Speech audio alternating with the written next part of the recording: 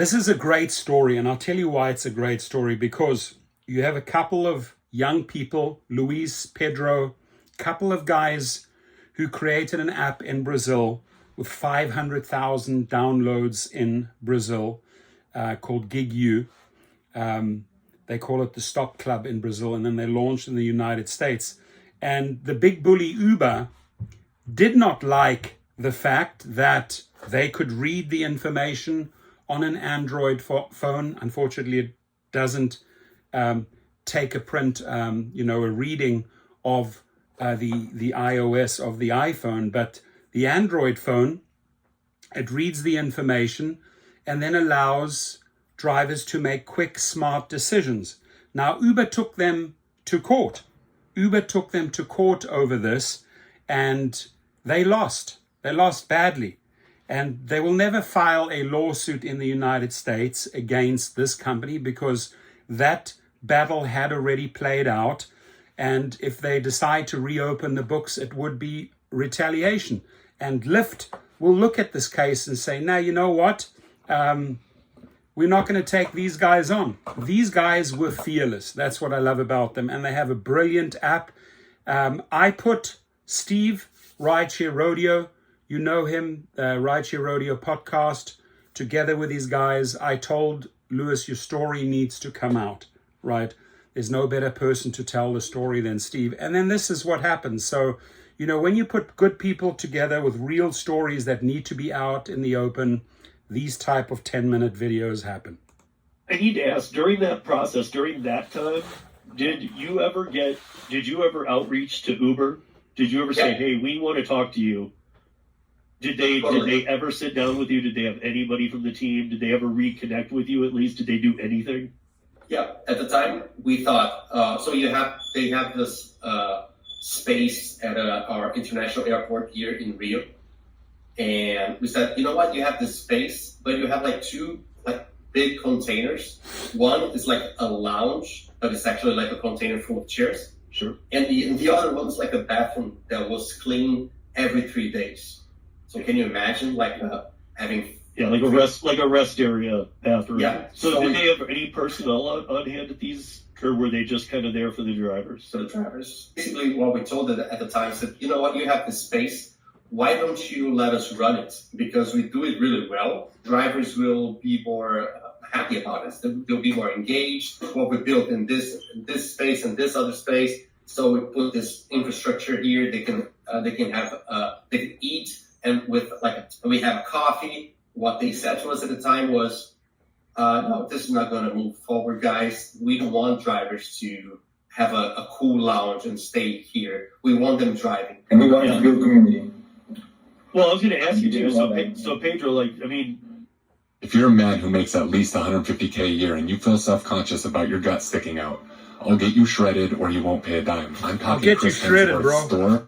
You guys want to get shredded, get healthy. They also kind of figuring out, wait a minute, you guys are doing something here on the side too. You're going to get in our drivers' heads and be telling them that they need safety and they need some filtering devices that could help them. And we're not okay with that, so maybe we don't want you around. Yeah, it was that, for sure. I think that Uber doesn't want the drivers to build communities and connect with each other. No, they don't at all. In fact, I can tell you one thing about the United States market. They love, this has always bugged me, they love all the different YouTube channels and different, spaces, whether it be TikTok or the audio podcast, we're out in my land and some of these other spaces where they love it that every market is putting out different information. Because all the fights then happen between different channels and stuff, and not between who it should be happening with, which is Uber. They're you guys all take it out on each other. Somebody in Boise, Idaho says this, and then over in California they're saying this, and in New York they're saying this, so you guys all fight, and you're taking all the weight off our hands. Yeah, you're totally right. Yeah. And I tell you what, in Brazil and the US, it's same problems that the drivers face in Brazil, they face in the US, and it seems that they face the same thing in the whole world. It is a safety feature. I'm very good friends with Gary Middleton. I know you guys met him on Show Me the Money Club. Yeah. Gary's been around for a long time too, and he always brags about his apps being for safety. Yours are for safety too. I mean, this is to make sure you're out in the middle of an intersection. Like, who does it make sense to that you get 30 to 60 seconds to accept a food offer, but you have 3 to 5 seconds to accept a rideshare offer in the middle of an intersection? So you guys, I know, have filters. You have different things you can put on there. Can we go through the apps at least that are tied with GigU?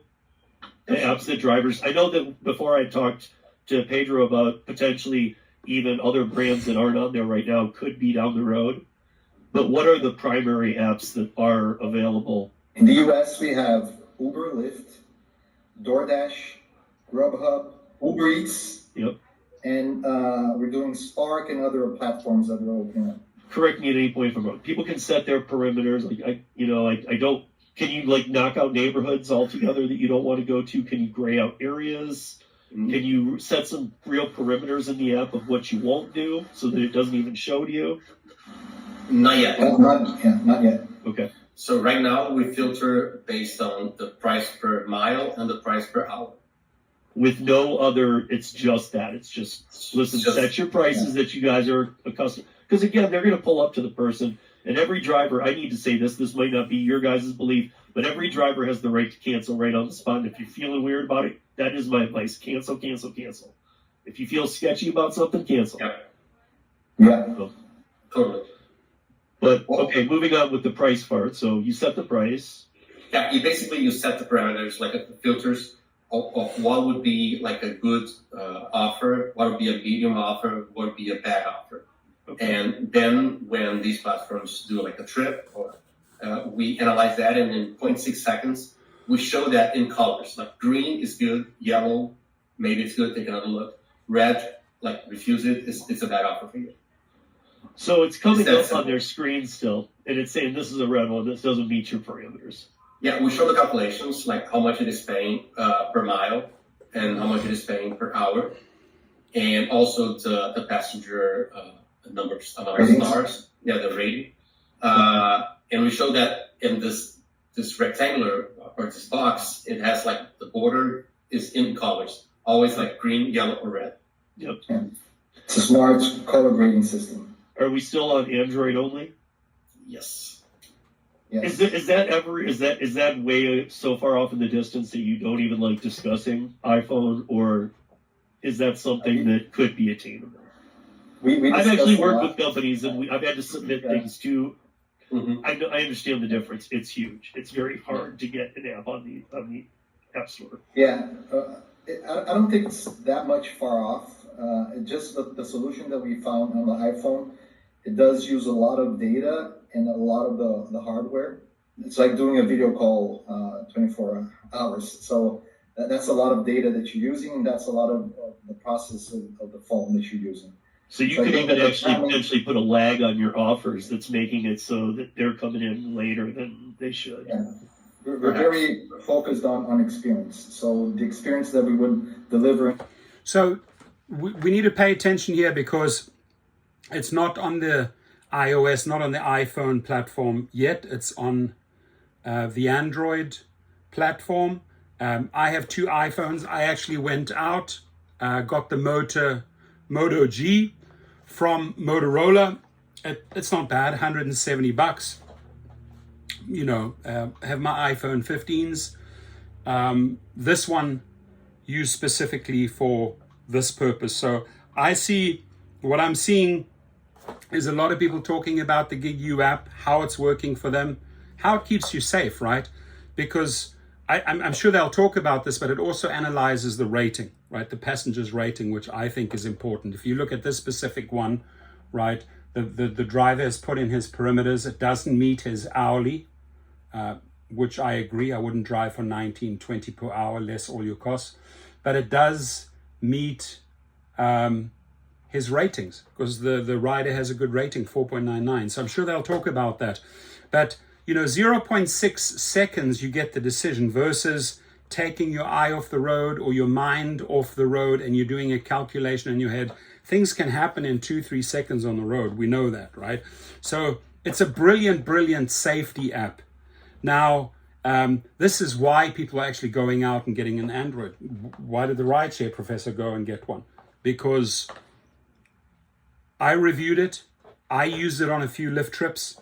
And the bottom line is, if you just read the feedback, you go into the comments, like how it's helping people, how you're making more money, right? Because you basically saying you're not accepting the trash, you're cherry picking, and that is I've consulted for the company. I was the person helping them roll out in the United States. I encourage them to bring the app to the United States.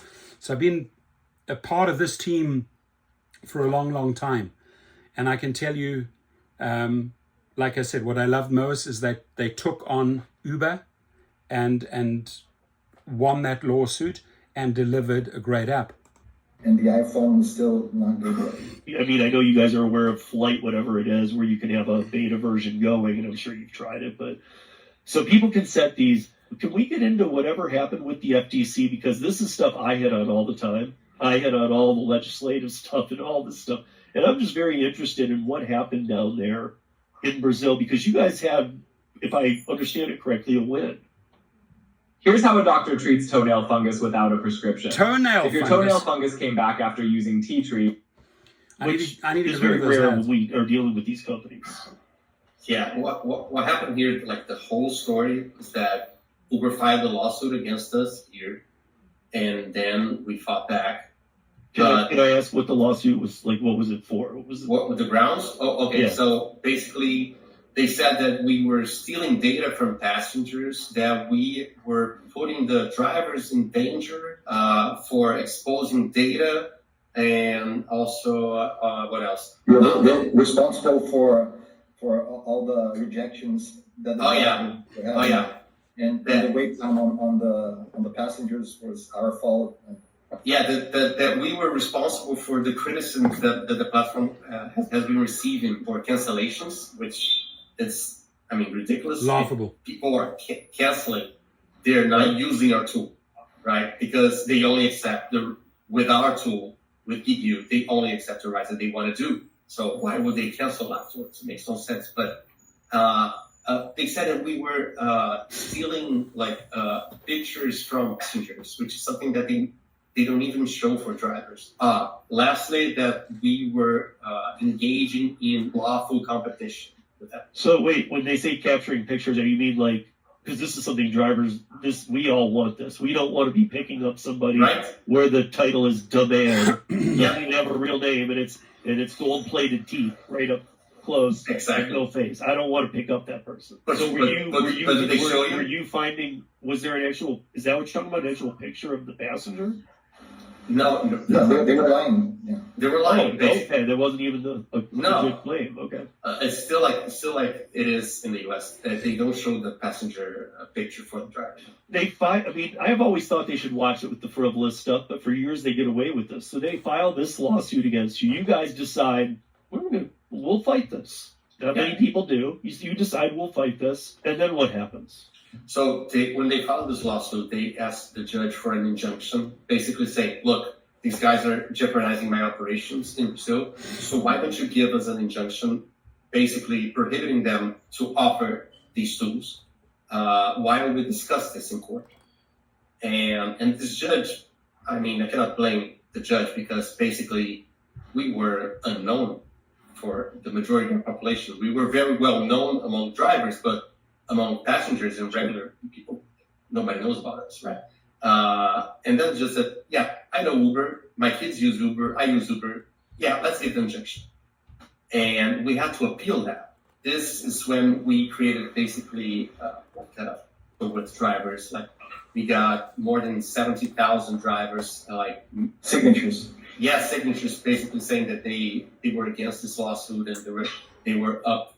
They got us our back in this, and we appealed that, and we won afterwards in the court. Was the win in the appeals court due to the fact that you have the signatures? I think that everything helped. I'm an interested part in this lawsuit. I need to be there as well. So we had a lot of support and we owe drivers in Brazil everything that was successful in this lawsuit. We owe the drivers, and then of course are very good lawyers, but the drivers were incremental for this. Yeah, and what happened then, and I'm seeing that in the US, LYFT did that, send emails and messages to all the drivers in Brazil. If you use third-party apps, you can be banned from from the platform. So tell them and indirectly that we would be banned. But we were very successful to fight that back.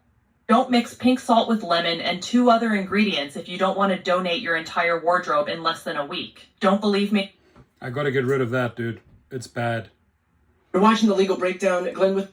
So why would that go back there? That's what I'm trying to think. I think that was the video, 10 minutes long. Yes, that was it. And leave your comments below. I think it jumped to another video. Justice Department, what does it say? Justice Department secret plan to protect Trump gets exposed. Interesting. Okay, so leave your comments below. I'm glad they took them on. I'm glad they won. Have a good one.